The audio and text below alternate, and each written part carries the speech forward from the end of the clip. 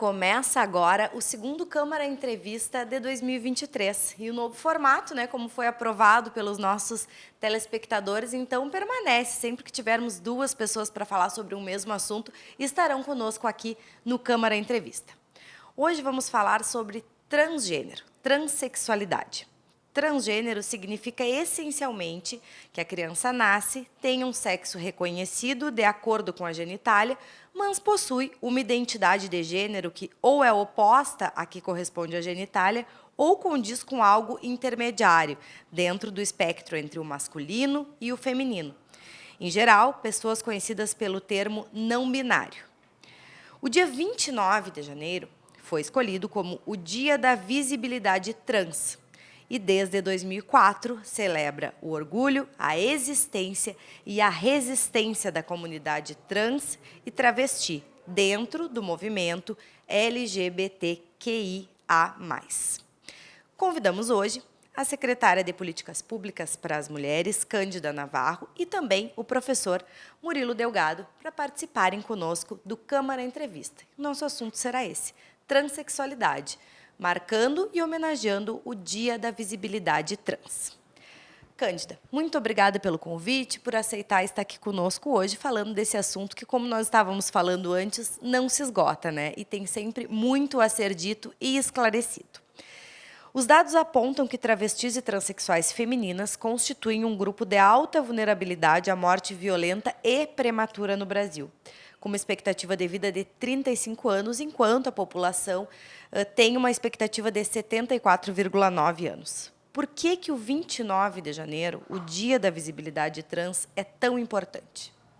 Obrigada pela oportunidade, Bruna. É muito bom estar falando sempre sobre esse assunto. A gente está sempre aprendendo, e ainda mais quando a gente convive, nós convivemos diariamente com a população LGBTQIA+, E é um processo de aprendizado que a gente vê que não se esgota nunca.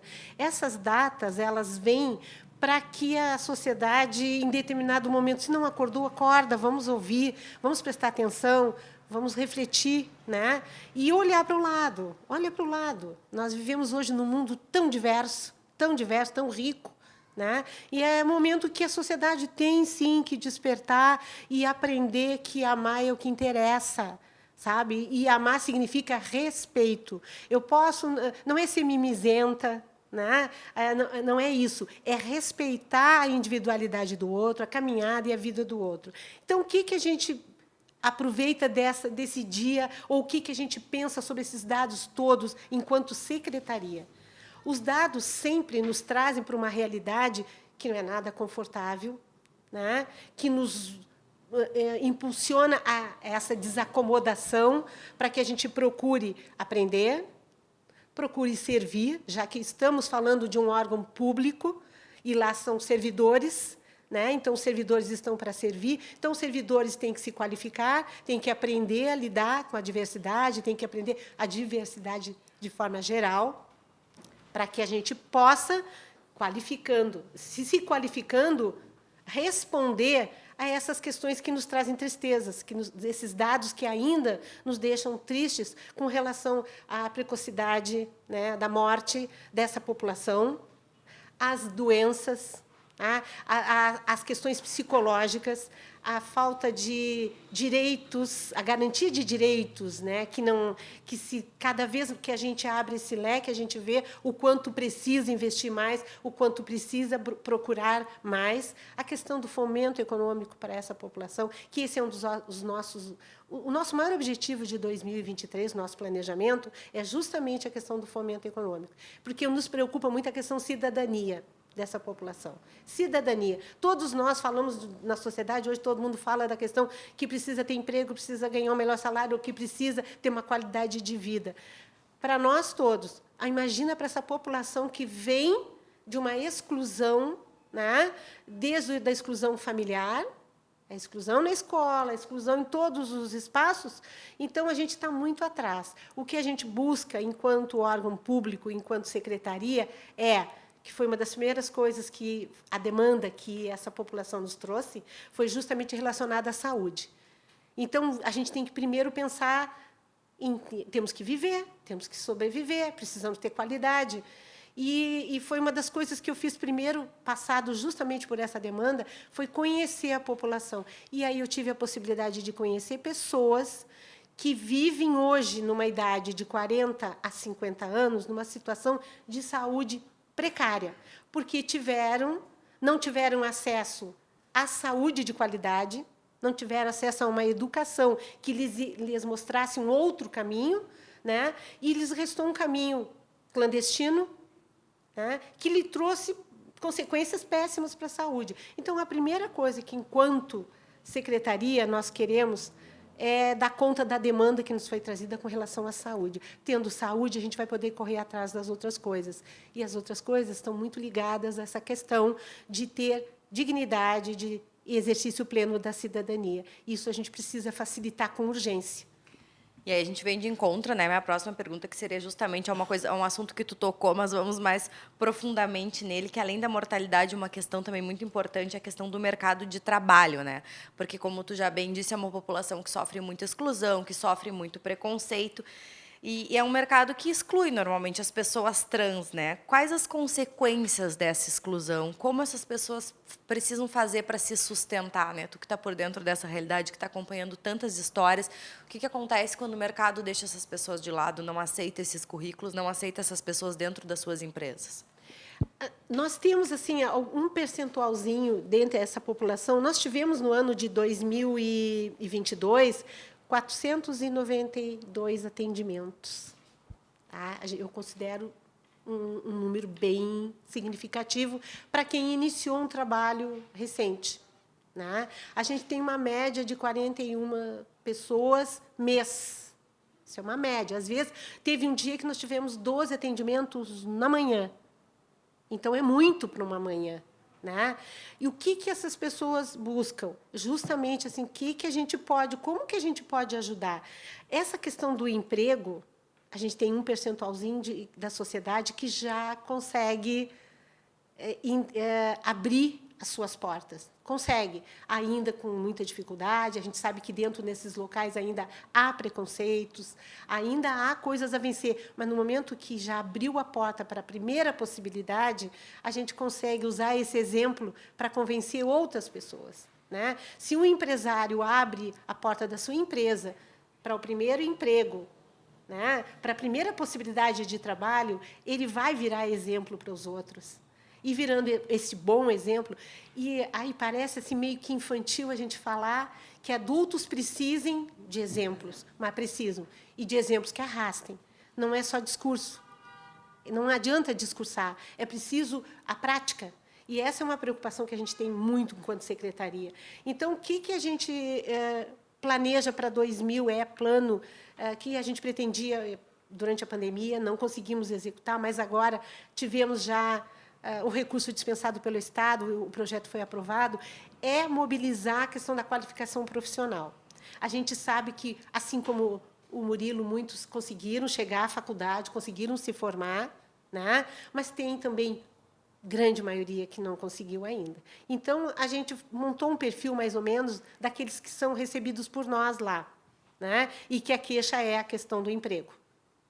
E esse perfil direcionou para algumas qualificações profissionais, que a gente tentou conversar também com empresários, com comerciantes, para ver que perfil, se esse perfil se encaixava em algum momento, para que a gente, então, vamos fazer uma qualificação, né?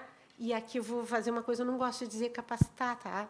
Porque capacitar parece que a pessoa é incapaz de alguma coisa, e todo mundo é capaz de qualquer coisa que queira fazer. Né? Então, qualificar para alguma profissão. E aí saíram 5 indicações da própria população que frequenta os nossos atendimentos. Baseado nisso, se fez um projeto, esse projeto foi aprovado, o recurso está depositado, e nós vamos comprar os materiais para executar as oficinas, que vai qualificar, e aí vai especificamente para o mercado de trabalho de Bagé. A gente pensando em Bagé. Porque, como tu me perguntaste, o que acontece quando essas pessoas não conseguem ter acesso? Né?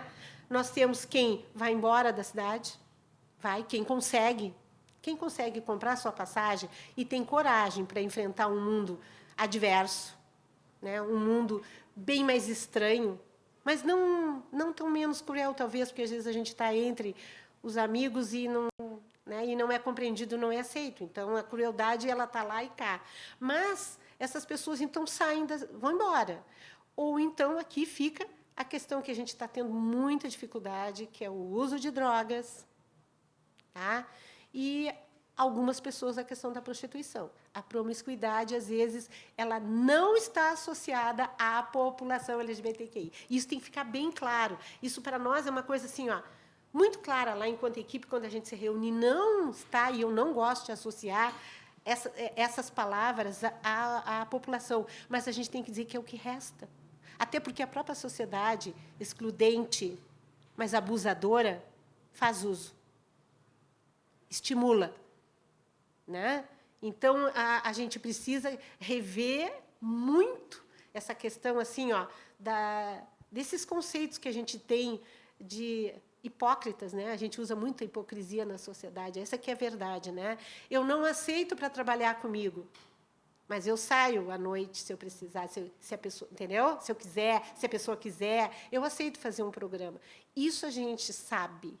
E eu não estou dizendo que eu não sei. Aliás, o Murilo sabe, eu não falo que eu não sei, né, Murilo? E se eu estiver errado, o Murilo está aqui, ele pode me corrigir a qualquer momento, porque eu gosto muito deles. Eles têm a minha conversa com o Murilo, com a Esther, com o Pedro, com o Tamiel, com a Dana, né? Sempre foi muito franca. Foi de aprender, assim, como ser humano, eles me enriqueceram muito. Talvez eu não tenha conseguido fazer ainda quase nada do quanto que eles já me trouxeram de riqueza humana. Mas essa preocupação assim, ó, de que realmente, se não conseguir aqui, vai buscar no outro lugar. Tomara que consiga no outro lugar, né? Mas a gente sabe que também em outros lugares não está fácil, não é fácil. E aí pode acontecer, às vezes, aquilo, né, de cair na situação de rua e também acabar a função da agressão, de como tu falou, né, que a sociedade é muito hipócrita e acha que aquelas pessoas estão ali à mercê. Então, podem ser agredidas, acaba, muitas vezes, infelizmente, resultando também na morte, né, dessa população prematura, como a gente falou lá no início. Sim, a morte ou vai ser em consequência dos tratamentos clandestinos, porque eu conheci pessoas que fizeram tratamentos clandestinos ao longo da sua vida, da sua curta vida, e que as consequências hoje, em termos de saúde, são terríveis, né? O uso de silicone industrial ou a mutilação, a automutilação, né? São coisas assim que trazem uma repercussão psicológica, física, né?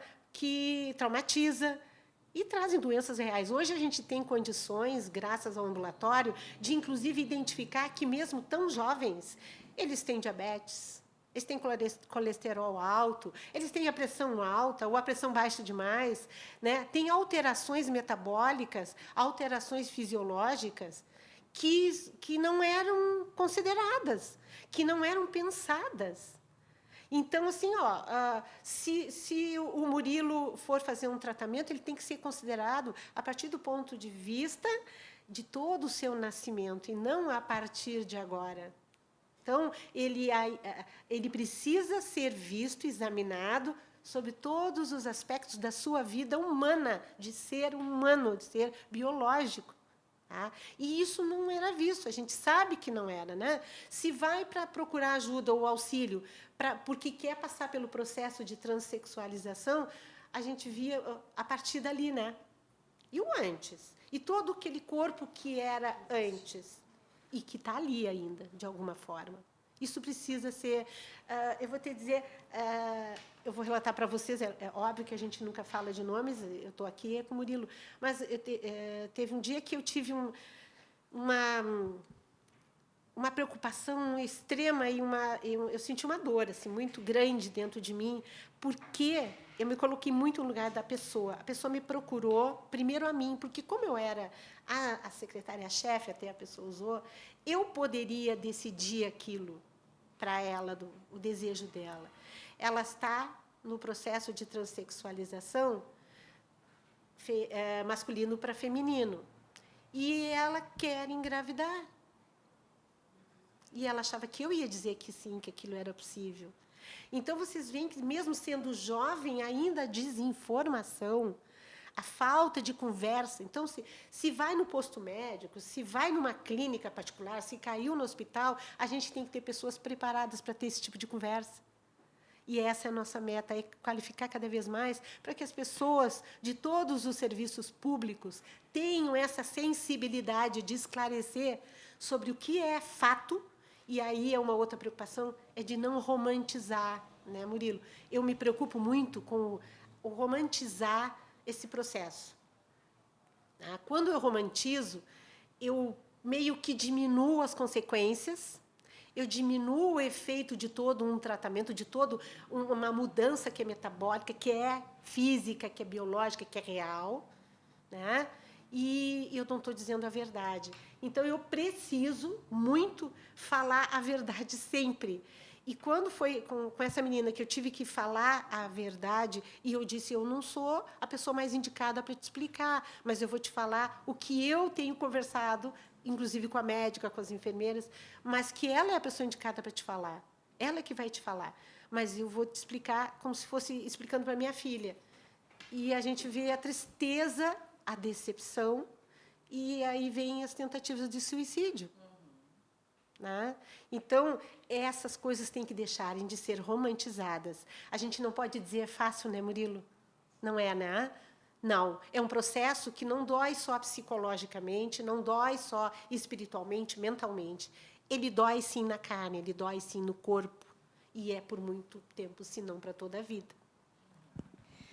Te pedi para falar, Cândida, antes de passar para conversar um pouco com o Murilo para nos contar, né, toda essa questão. Como é que é o atendimento aqui em Bagé? Uma pessoa, no momento que ela se reconhece, diz assim, não é isso que eu quero, eu não estou me sentindo bem nesse corpo, ou até às vezes ela chega lá ainda na fase de dúvida, né? Sinto alguma coisa, não sei bem o que sinto, parece. Eu leio bastante sobre esse assunto, né? Ainda que a gente sempre tenha muito que aprender e que ler. E eu li uma vez uma coisa que me chamou muita atenção, que era uma pessoa que dizia que o filho relatou assim, parece que eu quero rasgar esse corpo para sair de dentro dele, me sinto preso dentro desse corpo onde nasci. E eu acho que é mais ou menos, eu imagino que seja esse sentimento, né? Quando a gente tenta se colocar no lugar, quando a gente tenta ter essa empatia, a gente imagina que seja este o sentimento. Como é que é o atendimento? A pessoa ela chega lá na secretaria, né, em busca de ajuda, e qual é o processo que começa a acontecer com ela? Quais são os profissionais que vocês têm habilitados para atender? Como é que acontece isso aqui em Bagé? O acolhimento é psicossocial, né? É assistente social que faz o primeiro acolhimento. Tá? Porque a gente precisa ter dados, a gente precisa ter informações de como vive essa pessoa. Né? Então, é a assistente social que faz o primeiro acolhimento. Após, ela passa, então, para o acolhimento psicológico. Né? Uma coisa que eu vou te falar com relação a isso, que a gente observa, que eu tenho observado, e há poucos dias a gente passou por um fato que, ao mesmo tempo, te acalenta um pouquinho pela confiança, por acreditarem no serviço, no trabalho, que isso é uma preocupação, que eu sempre estou questionando a todo mundo que vai lá, né? Como é que está o atendimento, o que a gente pode melhorar. Isso é importante, a gente quer saber. Né? E a pessoa chegou dizendo assim, eu preciso saber, porque eu não sei se eu estou gostando mais de meninas ou de meninos. Eu não sei. Então, essa conversa é uma conversa que tem que ser com a psicóloga, e é uma conversa que não vai ser uma, duas, vão ser várias. Né? E isso precisa ser tratado com naturalidade, uma naturalidade que a gente não tem ainda. Então, essa é uma preocupação. Mas eu queria pontuar era isso, que essa pergunta é comum. Eu não sei se eu estou gostando mais de meninas ou de meninos, e isso é um problema. A minha mãe não aceita, ou o meu pai não quer saber disso, né? Ou eu já apanhei por causa disso. Isso é o que a gente ouve dos bem jovens. Dos mais velhos, e agora há pouco tempo a gente recebeu uma pessoa que a gente diz que lá na secretaria a gente participou do batizado. Porque essa pessoa com 41 anos, ela não cabia em si, Murilo, de alegria por saber, ter certeza que poderia trocar o nome. Mas eu já tenho mais de 40 anos, como é que eu vou fazer isso? Eu vou poder. Eu não gosto desse meu nome, eu queria tal nome. E aí a gente seguiu conversando, e eu participei da conversa, e... mas que nome? Aí a gente, vamos escrever os nomes que tu gosta. Qual é que te identifica? né? Tu não pensou em nenhum. Inclusive, o nome dela dava para ser tanto para masculino quanto feminino. Mas ela não queria. Não queria. Não queria. O que ela não queria? Era romper. Ela queria era romper com o passado. Ela estava começando uma vida. Essa pessoa, ela ria e chorava quando escolheu o nome. Porque aí eu escrevi o nome, digo, esse aqui é o teu nome? E ela chorava, ela ria. Porque essa sou eu. Essa sou eu. Entendeu? Então, essas coisas que acontecem no cotidiano lá são tão humanas e tão simples. Simples. A gente precisa simplificar. Aí tu vai me dizer assim, né, Bruna, a gente está num programa falando para milhares de pessoas, pessoas generosas, pessoas que se têm por altruístas, pessoas que se têm por tão humanas, né? São seres, mas nem todo ser é humano, né? Então, assim, ó, sabe como é que a gente começa? E eu vou me permitir, na frente do Murilo, dizer simplicidade, né? E verdade. Verdade. Olha, eu não entendo. Eu não entendo, mas eu te respeito. Eu respeito o teu querer, eu respeito o querer, ou seja a palavra que a pessoa na hora, porque a gente às vezes não consegue achar. Não é uma escolha, isso é certo. Não é uma opção, isso é errado dizer, né, Murilo? Não é.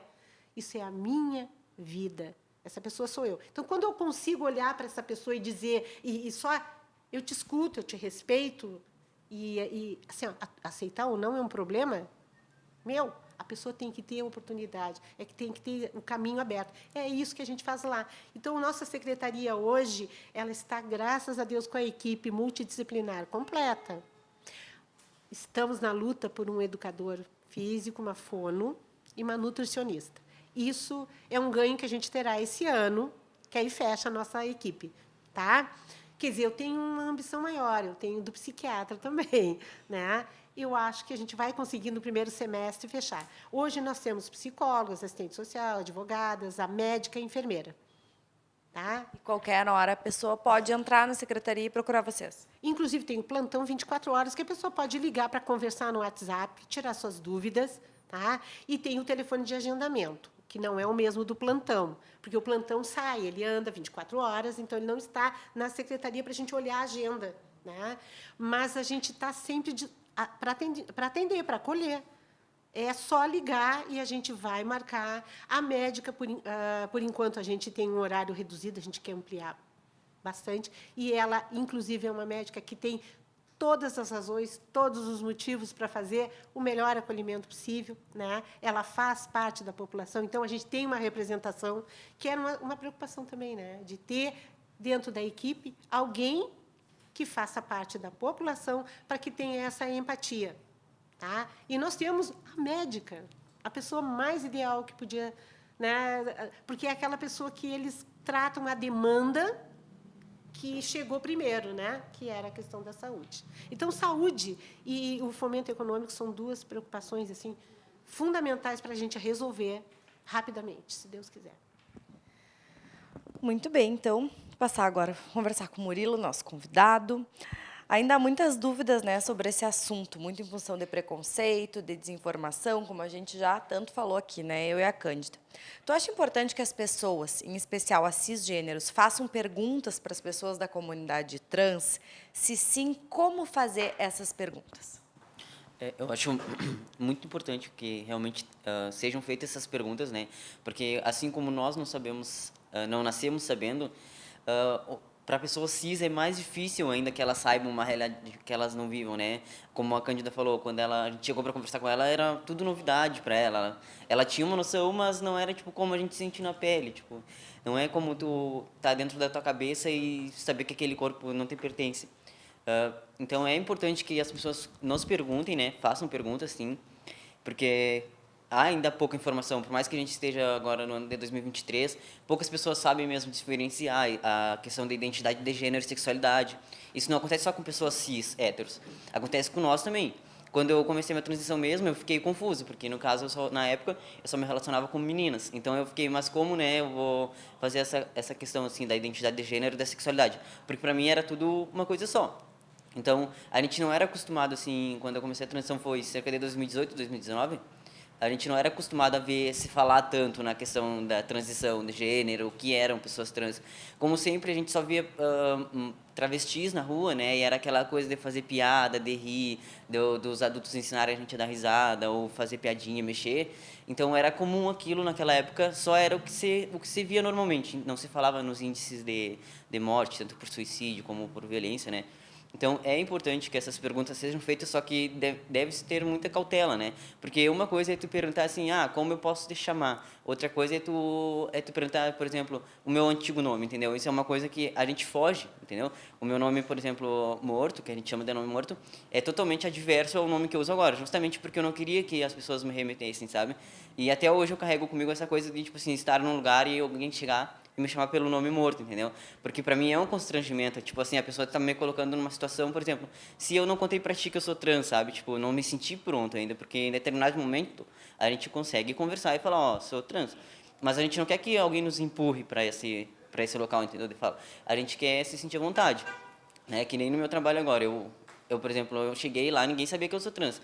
Conforme as pessoas foram me dando entrada, assim, porque aí vinham os comentários às vezes, eu conheço uma pessoa, não sei o que, fazendo amizade, que é um amigo trans, não sei o que, e aí assim, né, nem não sei, sem saber. Daí eu fui me sentindo à vontade para ver que aquela pessoa não discriminava, que aquela pessoa não fazia piada, né, e aí a gente foi conversando aos poucos, assim, e agora boa parte sabe que eu sou trans, porque eu me sinto à vontade de falar. Aí eles conseguem tirar dúvidas, né, eles conseguem perguntar. Tem um colega meu que ele falou, eu não sabia que tu era trans, e aí eu ouvi tu falando, e agora tipo assim, eu sei com quem eu posso conversar, porque eu tenho uma amiga trans e para ela é difícil, ela tá no começo, e eu não sabia para quem eu podia perguntar. E aí eu esperei, né, algum dia aparecer alguém.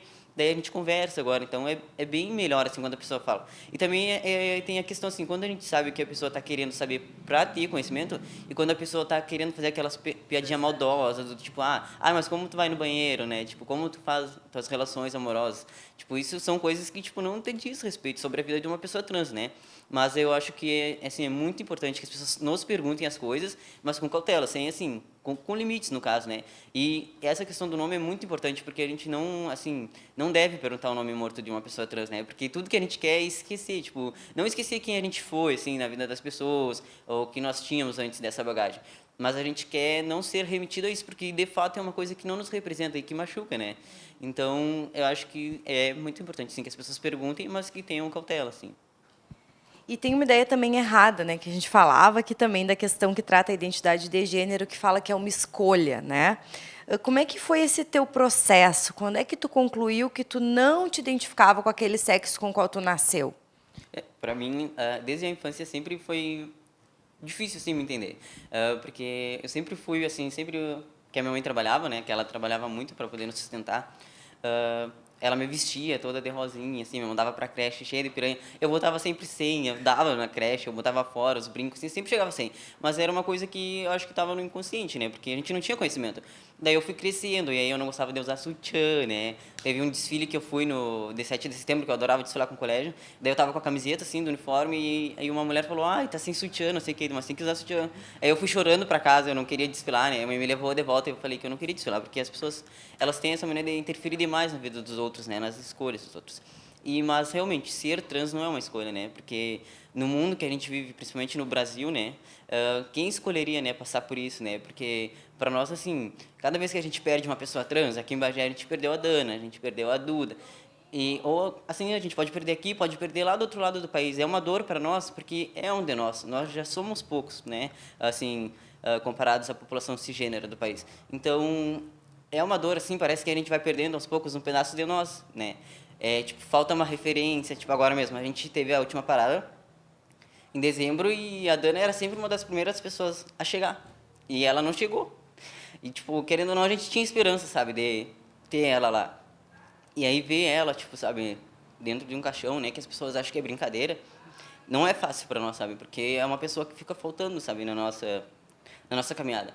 Então, desde o início do processo que a gente começou a procurar Cândido, né, a gente começou a procurar a Secretaria Municipal de Saúde, ela estava lá com a gente, ela não falava, ela era muito tímida. Ela sempre foi muito tímida, ela dizia que ela tinha vergonha de falar, de se expressar. Justamente eu acho que era por essa questão da transfobia, de tipo tirarem a voz dela por ela ser uma mulher trans, sabe?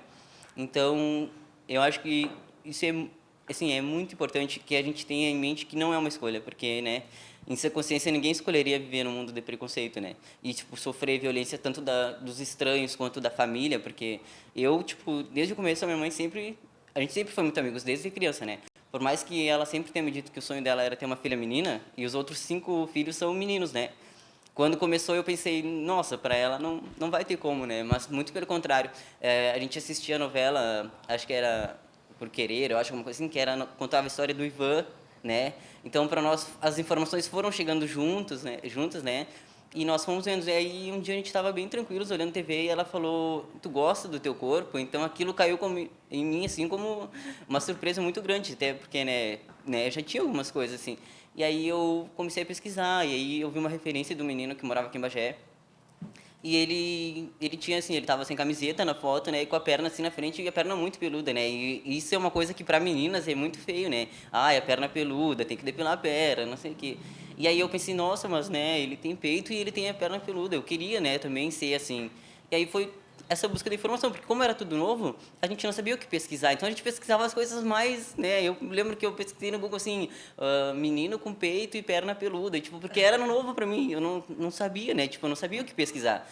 Daí a gente foi vendo a novela, assim, teve a questão da identidade de gênero e da sexualidade, porque aí quando o Ivan começou a pensar na questão da transição, a gente já achava que ele era apaixonado pela prima, que ele estava sempre junto com a prima, mas não, ele era apaixonado pelo namorado dele. Então, no caso, ele era um homem trans gay, né? Que é aí a identidade de gênero e a sexualidade. E teve a questão da mãe, né? Que a mãe não aceitava. Então, para a mãe, aquilo, como a gente sempre foi muito amigos, ela tem aquilo para ela como se ela não quisesse que eu vivesse aquilo, né? E daí ela sempre me disse, não, né? Tipo, eu sempre vou ser tua amiga. E ela não entendia nada, ela perguntava, ela, né? Sempre questionou, assim, porque para ela era novo, né? Porque nós somos de família humilde, entendeu? Então, para nós dois era novo. Mas ela nunca disse, assim, não, eu não aceito isso, eu não quero isso. Tu não vai ser assim. Ela sempre disse, não, a mãe vai estar contigo e, né? E para mim, assim, no começo foi quando eu tive essas informações, eu comecei a ficar muito, assim, perdido, sabe? Porque tá, claro, eu teria o respeito da minha mãe, assim, mas na rua, assim, era tudo novo, entendeu? E aí eu preferia ir em lugares que as pessoas não me conheciam, me tratavam por ele, sem saber, né? Só que quando eu falava mesmo, a voz era muito fina, e aí as pessoas falavam, ah, achei que tu era menino, não sei o quê. Então já era uma coisa que, por mais que eu tivesse, assim, uma caminhada dentro da transição, as pessoas ouviam a minha voz ainda e me remetiam a uma menina, né? Justamente pela voz. Sendo que existem homens cis, né? E mulheres cis que podem ter voz grossa ou voz fina, né? Isso não é uma contingência assim específico de uma pessoa, de um gênero. E aí eu comecei a preferir nesses lugares assim. E aí sempre que eu me olhava no espelho, parecia que faltava eu ali. Tipo, eu evitava, eu não gostava mais de tirar foto, porque parecia que eu via algo que não me representava. E daí eu fui levando, até que um dia a mãe saiu para ir num baile, né, que era nos Ingras, que começava cedo, e aí eu chamei a Esther, né, para conversar, que é minha amiga. E aí eu falei pra ela, eu não sei o que tá acontecendo comigo, mas eu não sei mais quem eu sou. E aí ela falou, ah, mas tu tem que pensar, não sei o quê, com calma. Mas aí nisso eu já tinha desatinado a chorar, né? Falando com ela ali pelo celular, eu falava, não sei o que fazer, eu não quero mais continuar assim, né? Não me sinto bem. E aí ela falou, não, mas tu tem meu apoio, a gente conversa, não sei. Aí foi quando eu decidi que eu ia fazer a troca de nome, né? Assim, antes de tudo. Daí eu troquei meu nome, né? Expliquei para as pessoas ali, fiz uma postagem no Facebook e postei, né? Eu já estava na faculdade. Daí a mãe, ela viu, ela tava lá e ela viu e ela me disse que ela olhou assim a publicação e falou, ah, eu tenho um filho, mais um filho, ela falou, né?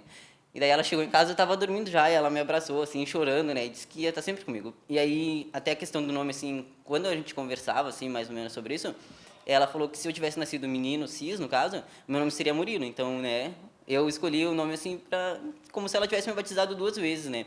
Então, é muito importante essa assistência da família, né? Porque muitas vezes a gente sai na rua e as pessoas ficam apontando, ficam olhando, sabe? Realmente fazem piadas, né? Tipo, as pessoas não têm pudor.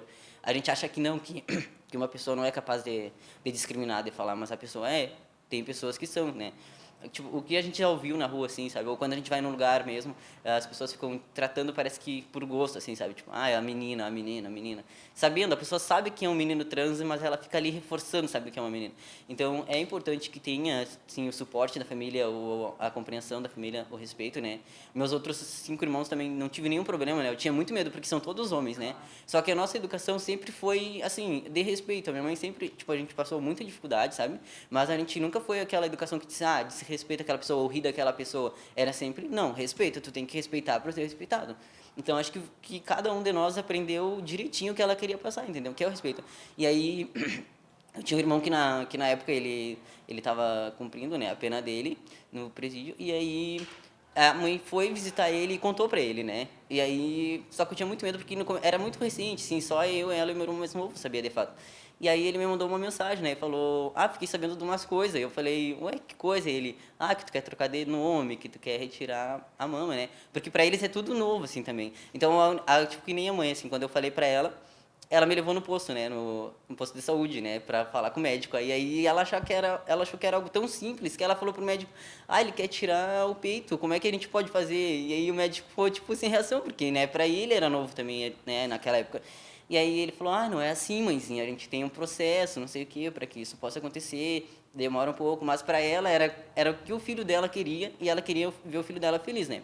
E aí ele falou: "Tu sabe que o mano sempre vai estar contigo, o mano tem respeito". E sempre foi assim, entendeu? Todos eles, assim, claro que a família em especial tem dificuldade, né? Assim, por exemplo, foram 17 anos, né, com um nome.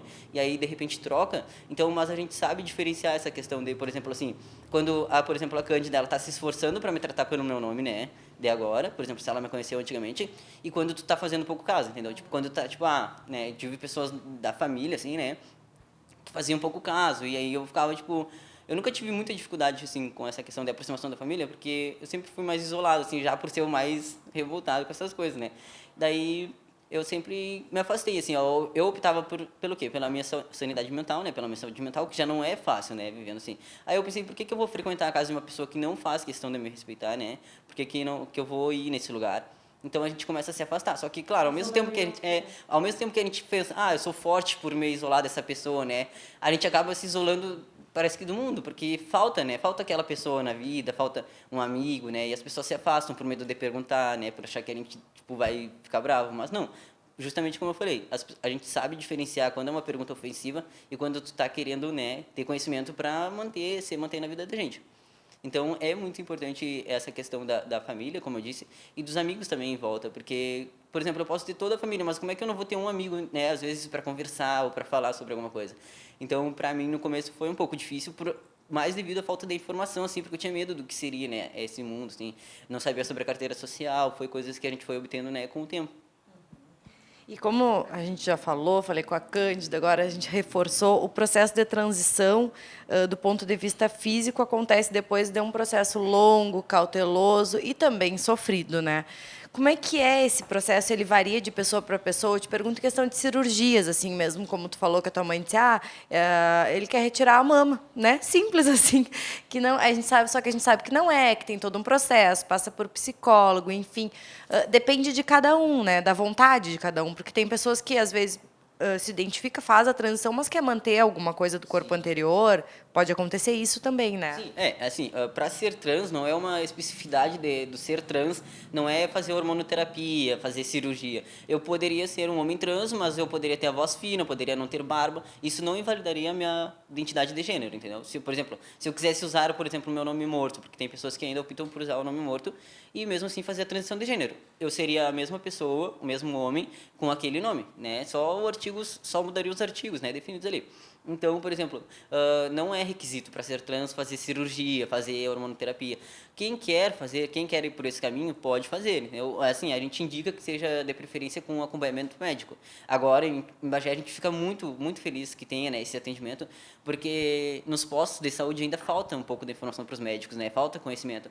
E querendo ou não, o atendimento a pessoas trans é diferenciado do que é uma mulher cis, a um homem cis, né? Porque, por exemplo, essa questão de testosterona, progesterona, não são todos os médicos que têm conhecimento, né? Então a gente vai lá num posto e fala que quer fazer hormonoterapia. Às vezes o médico nem sabe o que é, aí a gente tem que ensinar o médico, né? A gente tem que ensinar, mas, por exemplo, eu ainda tenho um pouco de informação. E aí, por exemplo, tu pega uma pessoa que não tem, né? Que não tem conhecimento, que não tem acesso à internet, né? Que não conseguiu, né, estudar, já é bem mais difícil, porque aí fica o médico e aquela pessoa, né, numa situação triste para os dois, né? Principalmente para a pessoa que não tem como saber. Então, os atendimentos eles são muito importantes e também é importante que a sociedade tenha em si uma pessoa trans que não faz hormonoterapia, que não faz cirurgia, não deixa de ser uma pessoa trans. Isso não é motivo para invalidar ela, entendeu? Porque ela é uma pessoa trans, querendo ou não.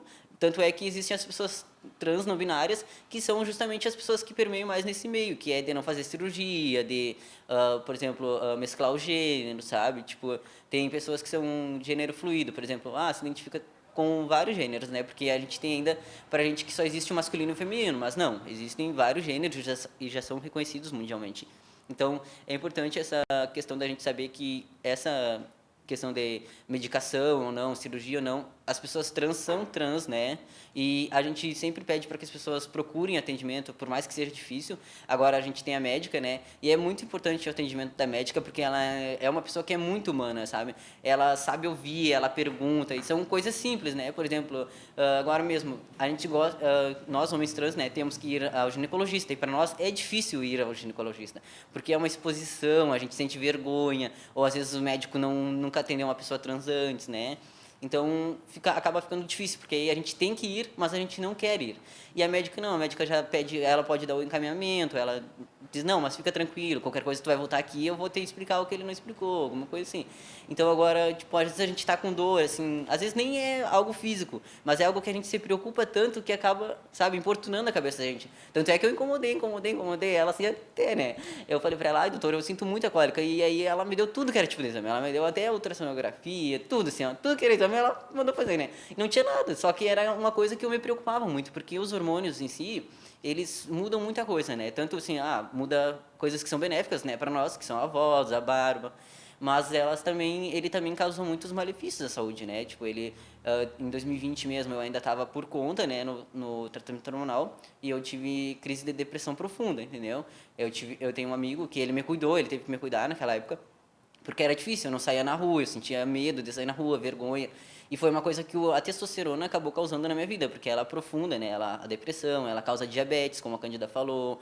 Tem várias doenças, né? Em homem trans pode dar câncer no colo do útero, porque o hormônio faz com que o útero vá encolhendo, diminuindo. Tanto é que agora meus ovários já encolheram. Quando eu fiz o exame, a médica falou, mas e os seus ovários eu não tô achando, não sei o quê. E aí eu falei, porque eu faço hormonoterapia. Ela falou, mas então tu... Ela falou, como é que ela disse? Ela perguntou se eu tinha...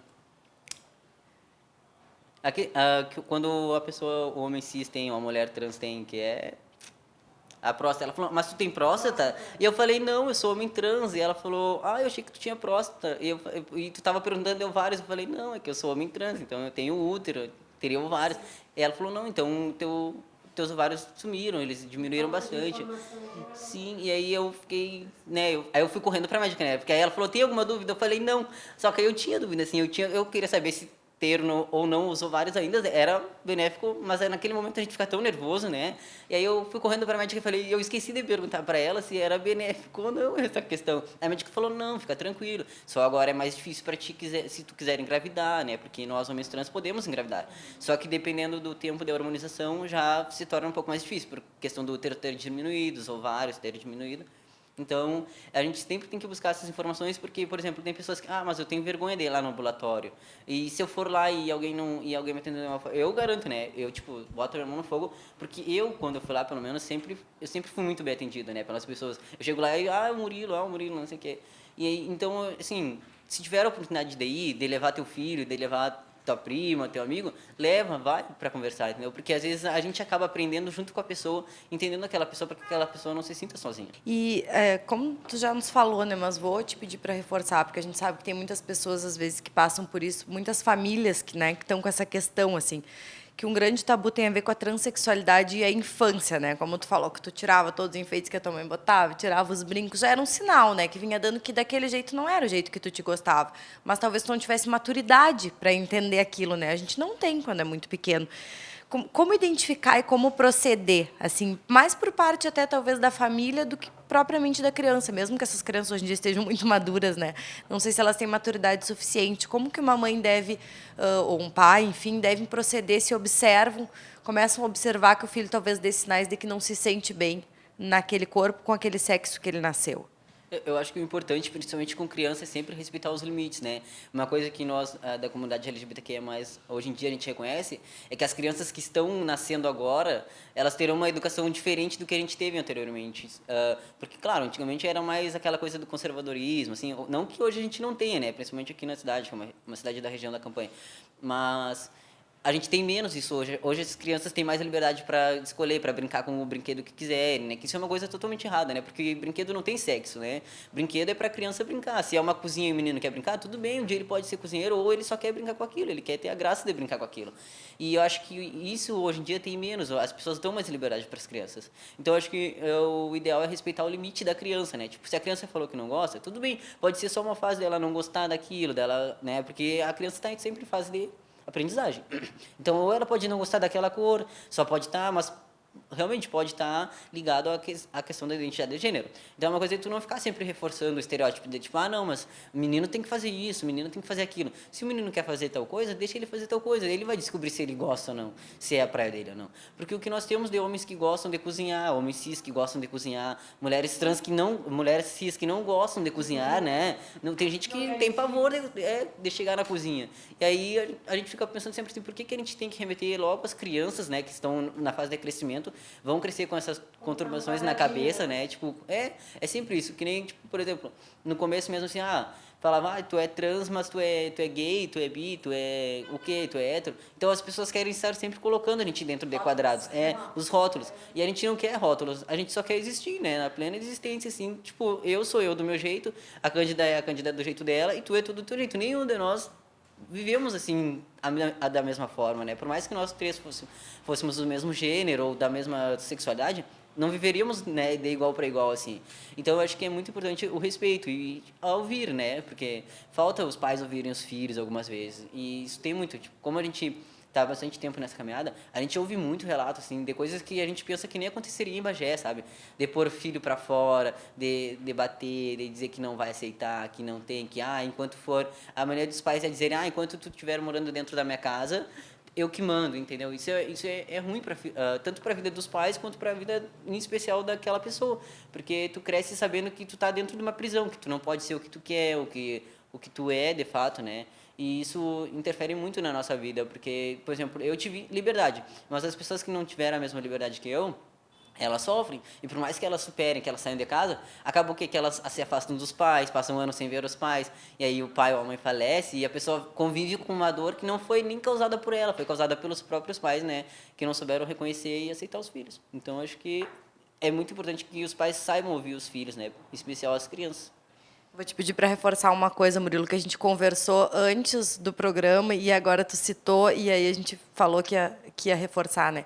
Que quando a pessoa sentia a necessidade de passar por esse processo todo, que ela procure ajuda, né? Que não faça por conta, que não tome nada por conta, que não tome nenhuma decisão, nem nenhuma iniciativa por conta, que a gente tem todo esse trabalho hoje na cidade que é de forma gratuita, né? Esse acolhimento de chegar lá na porta da secretaria, de ligar para o plantão, seja a hora que for, de conversar. Então, que a pessoa procure ajuda, né? Porque os malefícios podem não ter volta, né? De tu fazer um tratamento por conta. Tanto assim, devido aos malefícios, né? Até, por exemplo, tu daqui a uns anos descobrir que não era o que tu queria, foi um momento, né, confuso, né? Porque pode acontecer, né? Muitas pessoas podem, às vezes acaba confundindo as informações ou, tipo, tá num momento muito conturbado da vida e essa informação chega como, né, uma forma de resgate, assim, e tu acaba indo por esse caminho e depois de anos tu vê que não era o caminho que tu queria seguir. Então, é importante sim, e é importante que tenha esse acompanhamento, porque no caso, por exemplo, normalmente você começa com o psicólogo, tu conversa com o psicólogo, aí depois que o psicólogo passa pro médico, né, que tu tem certeza, assim, que tu tá começando a se identificar mesmo, aí o médico começa a conversar, começa a liberar os bloqueadores, né? Porque além dos hormônios, a gente toma bloqueadores. Tanto é que a gente sempre fala, a nossa pauta em específico, né, não chega nem a ser tanto os homens trans, né, na comunidade trans. São as mulheres trans, porque são as que mais têm dificuldade, entendeu? Para nós, por exemplo, homens trans, é mais a questão da voz, que mais dificulta um pouquinho assim. Mas se a gente cortar o cabelo, uma roupa mais masculina, a sociedade já nos lê automaticamente como homem, assim, como figuras masculinas, por causa do machismo, porque aí já não trata como uma menina. Uma menina, por exemplo, lésbica, que que só use roupas masculinas, eles já não tratam como uma mulher cis, hétero, assim, com o mesmo respeito, o mesmo carinho, né? Então, é importante isso, porque esse acompanhamento, porque pode haver, sim, uma confusão ou, tipo, uma falta, assim, de conhecimento, e fazer por conta própria é perigoso. A gente fez, né, mas a gente nunca indicou para ninguém. A gente sempre fala, me conta onde tu comprou. Assim, não posso te falar, né? Isso seria, tipo assim... Indicar. Sim, indicar e, tipo, eu te pôr em uma situação ruim. Aí falava, mas eu vou pesquisar e não sei o quê. Eu falei assim, mas o ideal é que tu procure o médico. Claro que tu não vai deixar a pessoa comprar, né, bomba, né? Porque se a gente for por essas pessoas, por exemplo, tem muitas pessoas em academia que sabem que a gente é trans e começam a oferecer bomba. Tinha um cara que me oferecia, acho que era trombolona o nome, que eu nem sei, que é pra ficar grande. Eu falava, não, mas eu não quero ficar com esses músculos, né? Ele falava, mas toma, tu vai explodir, não sei o que lá. Eu falei, né, sendo que eu já fazia uma coisa, né, que era por conta, né, que era sem embasamento ali nenhum. Então eu ficava tipo, se a pessoa tem um pouco assim, a consciência um pouco mais fraca, já vai, né? Tipo, eu quero mudar, eu quero mudar. Então a gente sempre pede para que as pessoas procurem, né? Tipo, agora em Bagé mesmo a gente tem, né, esse atendimento e a gente tá, aí as pessoas da região, assim, da volta, começam a perguntar, como é que vocês estão fazendo em Bagé? Tá tendo atendimento em Bagé? A gente queria, as pessoas começam a perguntar, entendeu? E é uma coisa, né, que a gente já conversou para tentar, tipo, atenderem que sejam as cidades da região, do Pedrito, Aceguá, Ulha, porque essas pessoas também precisam e são cidades menores ainda que Bagé, entendeu? Bagé é uma cidade pequena, mas comparadas a essas outras, é mais difícil ainda de tu chegar com esse tema numa cidade que tem uma demanda menor, porque, querendo ou não, tudo parte da demanda, né? Tipo, no começo mesmo, antes da Cândida entrar nesse apoio com a gente, era muito difícil, porque a gente estava sempre indo na Secretaria de Saúde, aí era, mas só tem isso de assinatura, a gente fazia abaixo assinado, mas não tem população suficiente, é que nunca teve demanda. Nunca teve demanda, mas agora tem, né? Aí, de repente, nós somos 30 e agora nós somos 400 e poucos, né? Então, essas pessoas sempre existiram, só elas não eram reconhecidas, né? Elas não eram ouvidas. Então, é importante que cada vez mais a gente consiga ampliar esses atendimentos, né? E entender que as pessoas trans, elas não querem, tipo, causar mimimi, não querem fazer de vítima. A gente só quer ter respeito, né? E essa questão mesmo do mercado de trabalho é muito difícil, né? Por exemplo, nós, homens trans, mais uma vez, nós temos vantagem isso em relação às mulheres trans, porque nós temos mais facilidade para conseguir emprego. Nós temos mais facilidade para conseguir concluir uma faculdade do que elas, porque elas são discriminadas o tempo inteiro. Elas são discriminadas se elas vão no banheiro feminino, elas são discriminadas por causa do gogó, por causa do ombro largo, por causa do pé, por causa da voz. São mais motivos de piadinha, né? De falta de respeito, de agressão também, né? Sim, tanto é que, por exemplo, homens trans, assim, que não conseguem empregos formais, eles até podem acabar procurando a questão da prostituição. Mas nem sempre acontece isso porque tem o quê? O medo da violência física, né? Porque, querendo ou não, nós, homens trans, não temos ainda a mesma força que um homem cis, né? A menos que seja lutador, que saiba lutar, ou que realmente seja forte, né? Eu mesmo não teria, né? A força de um homem cis, né? E então a gente acaba procurando mais alternativas como a internet. A gente, tipo, tem homens trans que vendem packs de foto, vende os vídeos, entendeu? Os homens trans nunca se expõem assim à violência porque tem medo, né, dessa violência. Já mulheres trans, elas não têm a que recorrer, né? Então elas acabam indo para prostituição. Tipo, por mais que seja prostituição, é um trabalho como qualquer outro, né? Não estou usando o teu corpo, né? Claro que a pessoa, acho que acredito que nenhuma pessoa assim gostaria de viver somente disso, né? Mas às vezes acaba faltando oportunidade, né? E às vezes as pessoas que falam, que isso é feio, que é vergonhoso, que né? Coisa assim, é a mesma pessoa que vai ali, como a Cândida falou, e procura de noite, né? E não à toa que o Brasil, né, ao mesmo tempo que é o Brasil que é o país que mais mata pessoas trans, é pela 13ª vez consecutiva o país que mais consome pornografia trans, entendeu? Então, tipo, acontece o que nesse meio aí, que ao mesmo tempo que mata, é o mesmo que mais consome, né? Tipo, pela 13ª vez, entendeu? Não são, tipo, uma vez aqui, outra vez daqui a 10 anos. São 13 vezes consecutivas que o Brasil é considerado o país que mais consome pornografia trans e é o país mais violento, né, para essas pessoas. Para a gente encerrar, né, que o papo tá ótimo, muito descontraído, mas eu vou te pedir, Cândida, para falar sobre os números, né? Os números hoje que a gente tem de atendimentos em Bagé, eu acredito que não seja um número total, assim, de repente não todas essas pessoas não tenham ainda procurado, né? Muitos ainda estejam no processo, tem muitas crianças ainda se descobrindo. A gente sabe disso, é um número que sempre vai crescer, né? São números que vão alterar com o passar do tempo. Mas hoje, como é que são esses números dentro dos atendimentos que vocês fazem na secretaria? Hoje nós temos de atendimento 492. Tá? Mas nós sabemos que já tivemos, em função de diferentes encaminhamentos e atendimentos, nós chegamos a 895. Então, a gente tem um cadastro de 895 pessoas que fazem parte da população LGBTQIA+. E aqui a gente tem que... Eu destaco uma coisa que o Murilo falou, a questão das lésbicas, é a população mais fechadinha um pouco. É mais... a que custa um pouquinho mais a procurar o serviço ou aceitar o auxílio e mesmo se abrir. Justamente porque a gente vive nessa sociedade machista. A cultura machista, ela tanto é que quando a gente vê a violência acontecendo num casal homoafetivo, tá? Quem é que apanha? O que se identifica com o lado mais, com o aspecto mais feminino, característica feminina. E quem bate é o que se identifica com o aspecto mais masculino. Então, isso permeia todas as relações em toda a nossa população. Então, a gente lida com essa questão. Uma questão que o Murilo falou que realmente é uma das questões que a gente vem discutindo, que é a questão do Tecendo Redes continuar fazendo formação e qualificando a rede pública, para que a rede pública tenha esse acolhimento, essa visão melhor. Quanto à região, a gente já está atendendo a região. Nós tivemos, nesse ano, como a gente começou já no segundo semestre, quando a coordenadoria virou secretaria e deu uma visibilidade maior, né? A gente começou, a partir de agosto, já atendemos 53 pessoas de fora. Tá? E vamos continuar atendendo. E o propósito é esse, que a gente crie um centro que seja regional. Mas, para isso, a gente precisa, primeiro, qualificar o nosso municipal. Né? Então, tem questões que já foram criadas por lei, mas que precisam ser implementadas efetivamente, que é a questão do centro de referência, que hoje a gente tem ele dentro da secretaria, é a questão da gente tornar o ambulatório, formar a equipe técnica desse ambulatório com esses outros profissionais, que, como o Murilo diz, a preocupação com a voz, a preocupação com o porte físico, então precisa do educador, precisa do nutricionista, né? Precisa da fonoaudióloga. Isso é uma coisa que é para ampliar esse acolhimento, para que ele seja, então, completo. Né? Mas nós tivemos, além das 492 pessoas, uma média semanal de 41 pessoas atendidas. Tá? Então, é muita gente que a gente atende. É muita, tá? E são várias as questões que eles nos trazem.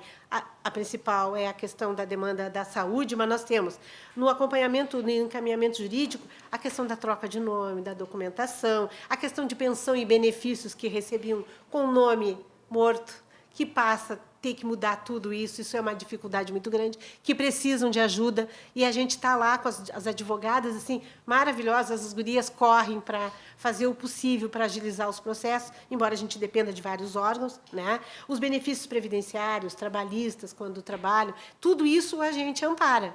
Tá? Tudo isso a gente acompanha. No serviço social, a questão que a gente segue quando é possível e a gente disponibiliza a questão das cestas básicas, de medicamentos, de exames, auxílios diversos materiais, para que a população não fique tão refém da situação econômica, da falta do trabalho e da falta de auxílio. E a questão psicológica é óbvia que ela é fundamental para todos os processos.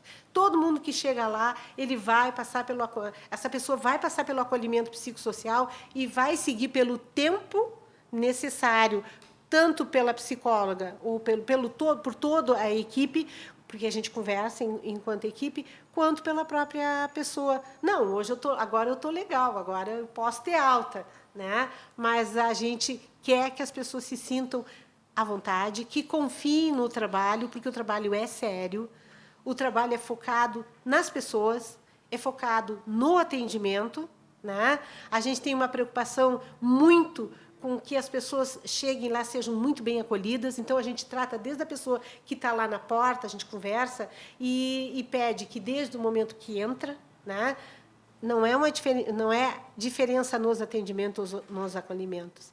É humanizado para toda e qualquer pessoa que chega lá. Né? E aquilo que não sabe, como às vezes pode acontecer da pessoa que está na porta, eu não sei como chamar. Como é seu nome? Simples. Como é seu nome? A pessoa que vai dizer, que vai conduzir. Né? Então, desde a porta, de manter esse respeito. Então, é um trabalho que ele é feito baseado em dados, porque a gente começou assim, como disse o Murilo, eram no início 5, depois foi 30, né? Hoje já estamos em...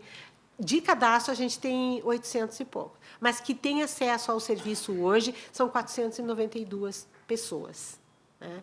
E a gente está buscando ampliar o serviço e fomentar essa questão do trabalho, da profissionalização, do estudo, né? E de acolher aqueles que hoje estão numa situação de saúde, porque a gente tem uma população trans e que envelheceu, está envelhecendo e que precisa de amparo. E que sequer tem um auxílio doença, que sequer tem um benefício, não tem. E por que não tem? Porque está escondida, morando nos fundos dos fundos da casa de alguém. Né? E eu tive a possibilidade de ir em 150 casas e descobrir essas pessoas atrás da casa do fulano. Né? Então, a gente precisa, de verdade, ouvir e botar a mão na massa. Né? Procurar acelerar as políticas públicas, né? Alimentar o gestor com informações, com dados. Isso é fundamental, o argumento. Contra isso, não tem como. Quando tu tem um bom argumento, né? Quando tu tem a realidade, os dados reais, não tem como. O gestor, ele se sensibiliza e ele tem que atender a população, e é o que a gente vem fazendo. É isso aí, então, eu quero agradecer vocês, né, pela disponibilidade, a Cândida, que está sempre disponível, é uma parceira já da TV Câmara, né, sempre, para a gente sempre tratar desses assuntos, tanto as políticas públicas para as mulheres, comunidade LGBTQIA+, toda essa questão dos direitos humanos, né, a gente tem sempre debatido tanto, feito um trabalho em conjunto, né, para falar mais sobre isso para as pessoas, para ajudar a educar, a debater, né, a gente trazer isso, né, humanizar, ajudar a humanizar as pessoas. E agradecer ao Murilo, né, por ter tido essa disponibilidade de estar aqui conosco, porque a gente sabe que não é fácil, né, falar ainda no nosso mundo de hoje, mas a gente precisa, né, a gente precisa ouvir pessoas como tu, a gente precisa ouvir histórias como a tua, né, de uma mãe que acolheu, de uma mãe que está junto, esteve junto, e que isso é fundamental no processo, né. Para todos os seres humanos, a gente precisa do apoio da nossa família para crescer, mas quando se passa por um momento desse, a gente sabe a importância, né, da família. E mais do que isso, ficou provado que, além disso, ela soube educar a ti e os teus irmãos de uma maneira que todos tenham respeito, que é isso que a gente precisa da sociedade. Então, muito obrigada pela tua disponibilidade de estar aqui conosco. E é isso aí, então, porque a gente sabe que existe um decreto, né, que é o Decreto 8.727, de 2016, que ele passou a reconhecer o uso do nome social em repartições e espaços públicos, e uma decisão do STF, de 2018, diz que as pessoas trans podem solicitar a mudança de nome e registro civil, independente de terem se submetido ou não à cirurgia de redesignação sexual.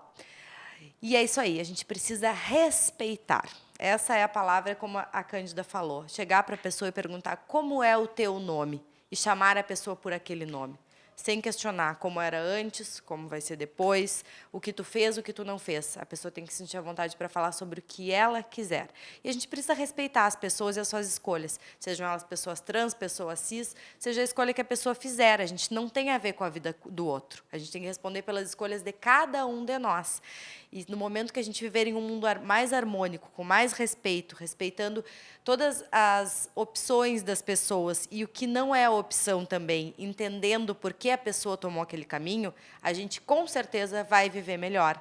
E isso vale para tudo. Vale para religião, vale para time de futebol, para partido político e vale também para essas questões de gênero. Então, a mensagem que fica do nosso programa hoje é a de respeito. A gente precisa respeitar uns aos outros. E assim a gente encerra hoje o Câmara Entrevista, lembrando então dessa data, 29 de janeiro, o Dia da Visibilidade Trans.